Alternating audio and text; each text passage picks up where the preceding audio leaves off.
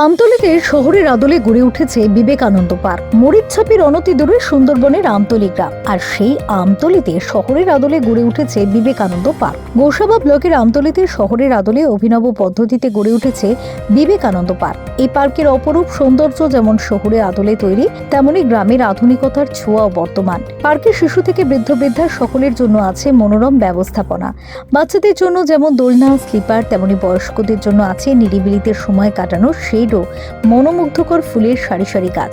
এই বিবেকানন্দ পার্ক ও পার্কের অপরূপ সৌন্দর্য আমতলীর মানুষের গর্ব। আমতলী অঞ্চলের বর্তমান উপপ্রধান বলেন, শহরের মতো গ্রামেও এমন পরিবেশ তৈরি করা সম্ভব এবং তা আমরা করে দেখিয়েওছি। আর এটি সম্ভব হয়েছে রাজ্যের মুখ্যমন্ত্রী মমতা বন্দ্যোপাধ্যায়ের অনুপ্রেরণায়। পাশাপাশি তিনি বলেন, আমি আসলে একটু ছোটবেলা থেকে এই গাছগাছালিকে সবসময় জন্য ভালোবাসতাম আর কি। আর বৃক্ষরোপণ থেকে শুরু করে আমার নিজের বাড়িতেও মানে গাছগাছালিতে ভর্তি। যাই হোক, এইভাবে যখন মামাটি মানুষের সরকার অর্থাৎ মাননীয় মুখ্যমন্ত্রী মমতা বন্দ্যোপাধ্যায় 2011 সালে আসার পর আমি একটা জিনিস লক্ষ্য করেছি, উনি ম্যানগ্রোভ থেকে শুরু করে নিয়ে বিভিন্নভাবে বিডিও অফিস থেকে বহু রকম চারা গাছ দিত। বিভিন্ন এনজিওরাও বিভিন্ন গাছগাছালি দিয়ে সহযোগিতা করতো। আমি রাস্তাঘাট থেকে শুরু করে এভরিথিং জায়গাতে লাগানোর চেষ্টা করতাম। আরও ভেবেছিলাম যে আমার টোটালি এই সকল যে সকল ঢালাই রাস্তা হয়েছে দুপাই দিয়ে যদি আমি ফুল গাছ থেকে ফল গাছ থেকে বিভিন্ন লাগাতে পারি তাহলে খুব ভালো হয়, এবং মানুষেরও যার বাড়ির সামনে লাগালাম সেও যেমন ফলটা পেলো, ভোগ করতেও পারলো, তেমনি একটা সুন্দর দৃশ্য হয়। তো যাই হোক, সেই জায়গায় দাঁড়িয়ে আমার পার্ক গড়ার স্বপ্নটা আস্তে আস্তে আমি আমার একটা পাশে মৌখালি ফ্ল্যাট সেন্টার ছিল, এবং সেই ফ্ল্যাট সেন্টারটা ঘিরে আমার মনে হয়েছিল যে এখানে একটু ছোট্ট বিনোদনের একটা কিছু করব। সেই জায়গাটা করেছেও তাই, কিন্তু সেখানে দেখলাম যে এই সামান্যটুকু করে আমার ঠিক স্বাদ মিটছে না, মানুষের ঠিক বিনোদন দিতে পারছি না। তারপরে 2014 সালে মাননীয় মুখ্যমন্ত্রী 11 সালে আইলেন। 11 সালে আমাদের এই গোসাবার বিধায়ক জয়ন্ত নস্কর যখন আসলেন, তখন উনি জল ভরো প্রক্রিয়ার মাধ্যম থেকে, তার মানে সেই মাননীয় মুখ্যমন্ত্রী মমতা বন্দ্যোপাধ্যায়ের প্রকল্পটাই উনি বাস্তবে রূপদান করে এখানে সেচ দপ্তর থেকে আমার এই একটা মজা নদী ছিল, এইটাকে মিষ্টি জলের খনন করে মানুষের দুফসলি কাজ চাষ করার সুবিধার্থে খালটা কেটে দিলেন। আমি ঠিক সেই জায়গায় দাঁড়িয়ে ভাবলাম, এই খালের দুপাশে খাস ল্যান্ড আছে, এই ল্যান্ডকে যদি অধিগ্রহণ অর্থাৎ যদি আমি বাউন্ডারি করে ঘিরে নিতে পারি, তাই এর মধ্যেই আমার যে স্বপ্ন গাছগাছালি লাগানো, ফুল বাগান তৈরি করা ইত্যাদি ইত্যাদি স্বপ্নটা বাস্তবায়ন করতে পারবো। সেইটাই মাথায় রেখে এই 5 বছর ধরে করতে করতে, একটু নোনাটে জায়গা ছিল, বহু গাছগাছালি মরে গেছে, কিন্তু হাল ছাড়িনি। তারপরে সেইখান থেকে প্রতিজ্ঞা করলাম, না আমি পার্ক করেই ছাড়বো। সেই পার্ক আজকের দিনে এই তিল তিল করে গড়তে গড়তে মোটামুটি একটা জায়গাতে এনেছি। আমার 12ই জানুয়ারি বিবেকানন্দের জন্মদিন ছিল, সেই জন্মদিনকে পাথেয় করে যেহেতু বিবেকানন্দ পার্ক নামকরণ করেছি, আমি বিবেকানন্দকে মানে ওই মহাপুরুষকে আমি সত্যি ভালোবাসি আর কি। মানে আমার জীবন আদর্শের সঙ্গে ওনার বাণী টানিগুলো আমার ভালোই লাগে, সে কারণেই আমার মনে হয়েছে। আর সেই বিবেকানন্দের ভাবধারার আদলে আমি চেষ্টা করছি যে মানুষের মধ্যে একটু বিবেক বা চেতনা ফিরুক। যুগের সাথে সাথে যেভাবে উচ্ছৃঙ্খলতা শুরু হয়েছে, সেই জায়গায় দাঁড়িয়ে মনে হয়েছে উচ্ছৃঙ্খলতাকে কিছুটা, মানে আজকের দিনে শিক্ষা মানে মোবাইল, তা মোবাইলের থেকেও বাদ দিয়ে যদি একটু বিবেকানন্দের কোনো না কোনো বাণী যদি মানুষের চোখে পড়ে একটু ভালো লাগবে।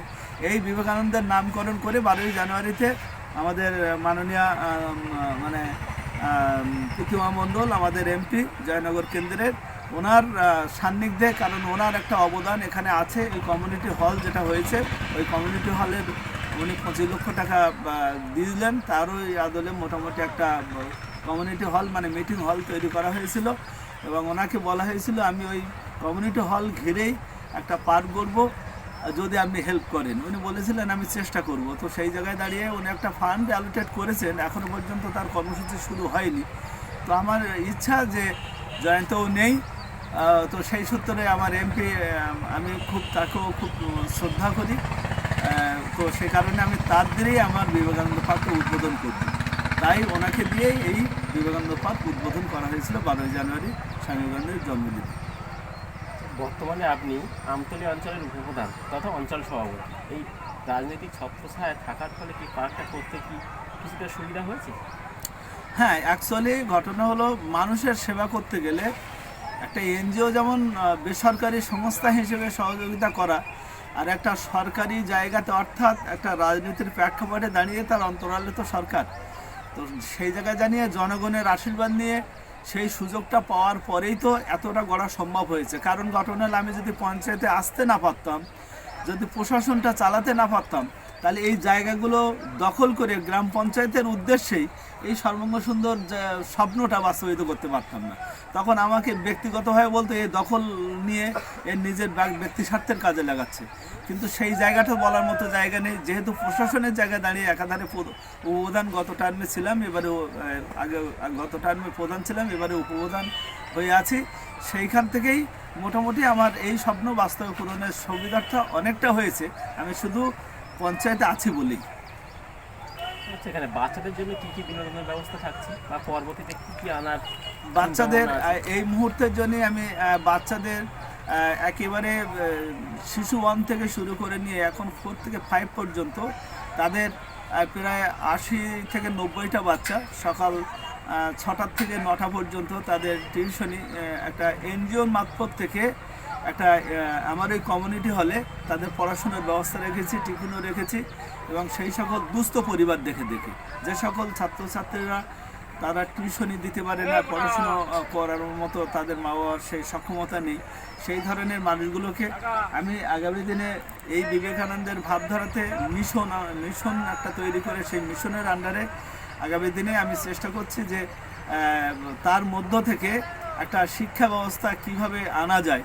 সেরকম একটা মহারাজদের সঙ্গে কথা হয়েছিল, এই পার্ক উদ্বোধনের ক্ষেত্রে মহারাজরাও এসেছিলেন, তারাও কথা দিয়ে গেছেন যে আপনার চিন্তাভাবনা সুদূর প্রসারী এবং বর্তমান প্রজন্মকে আপনি একটা ভালো জায়গাতে নিয়ে যেতে চাইছেন, এতে আমাদের যতটুকু সহযোগিতা করা দরকার আমরা করব।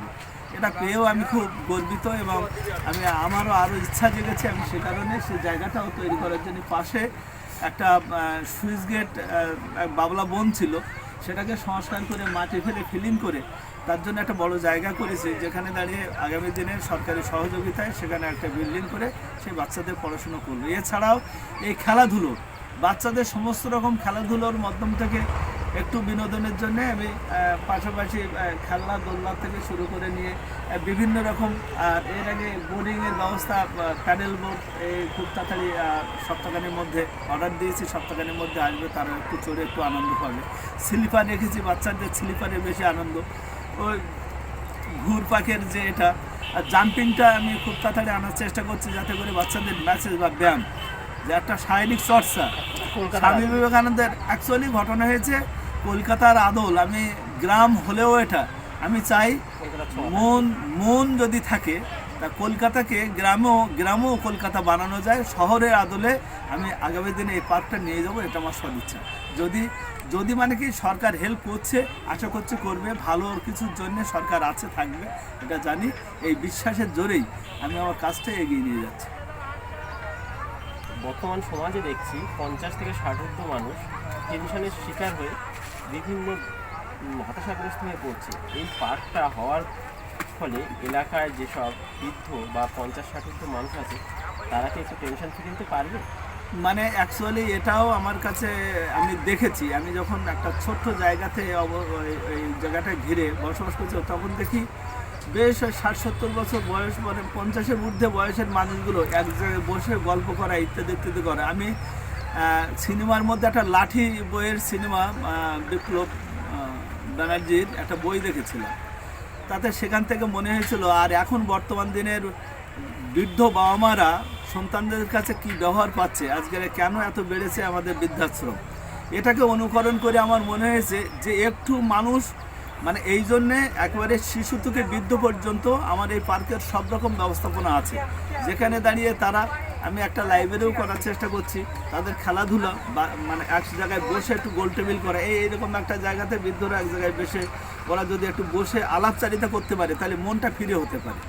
তো সেটাও চিন্তা ভাবনা করে আমি এছাড়াও আমার এই পার্কটাকে বাঁচানোর জন্যে, মানে এই লেবার কস্ট বাঁচানোর জন্য ন্যূনতম 10 টাকার টিকিট আমি যদিও করেছি, কিন্তু ওই 60 ঊর্ধ্বে অর্থাৎ 50-এর ঊর্ধ্বে বয়স্ক মানুষের জন্য ফ্রি অফ কস্ট তাদের বলা হয়েছে আপনাদের অবারিত দ্বার, যখনই মন খারাপ লাগবে আমার এখানে আসবেন, ঘুরবেন, ফিরবেন, বসবেন, গল্প গুজব যা আপনার ভালো লাগে এখানে এসে করবেন। যথাযথভাবে সেরকম বৃদ্ধরাও এখানে আসা যাওয়া শুরু করে। এখনও দেখুন ওই পার্কে অনেক বৃদ্ধ বসে আছে।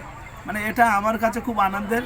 একদম বৃদ্ধ মানুষ সেটা বাড়ি থেকে তার যন্ত্রণার শিকার হয়, তো সেখানে দাঁড়িয়ে একটু এই বাচ্চাদের খেলাধুলো দেখছে, সবার চলাফেরা দেখছে, মনটা যদি ওদের ফ্রি থাকে, শারীরিক অবস্থা বা স্বাভাবিক কারণে বৃদ্ধ বয়সে শারীরিক অবনতি ঘটে, তো সেই জায়গায় এবং দুশ্চিন্তা, মানসিক দুশ্চিন্তাও ঘটে। আর যদি পরিবারের মধ্যে যদি তার স্ত্রী যদি গত হয়ে যায়, তখন একাকিত্ব তার ভাবটা পড়ে, ছেলেরা তার সময় দিতে পারে না, হয়তো তার বৌমারা সেখানে দাঁড়িয়ে তাদের হয়তো ভালো চোখে দেখে না।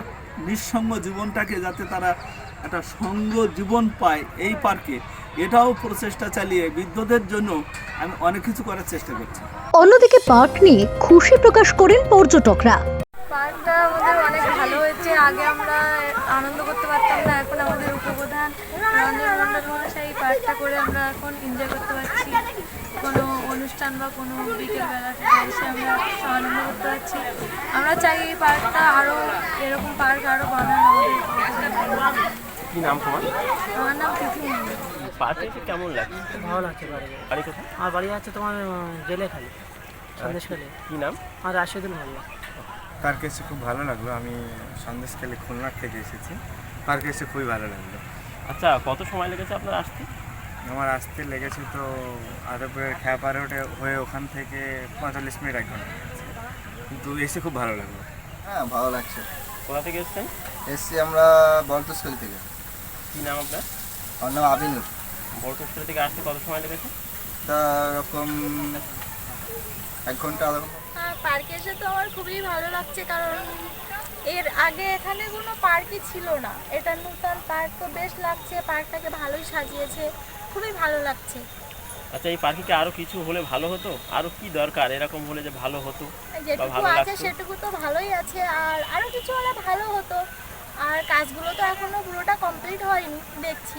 পার্কটা খুবই ভালো হয়েছে এবং আমরা বিকেলে এসে খুবই এখানে মানে এনজয় করতে পারছি। পার্কটা মানে ফরেস্ট পার্ক আরও ভালো করে প্রধান করুক, বা আমরা এখানে এসে খুবই আনন্দ উপভোগ করছি। কি নাম? স্বস্তিকা মণ্ডল। পার্কে ভালো লাগছে। আমরা এই পার্কে কাজ করি।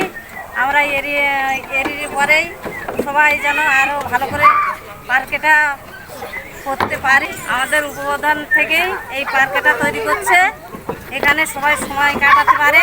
বিকেলে দোকানের নাম? রঞ্জন মণ্ডল। আপনার নাম কি? আমার নাম ভবানী সর্দার। ক্যামেরায় বাহাদুর মোল্লার সঙ্গে দীপক মণ্ডলের রিপোর্ট, দুর্নিবার বাংলা।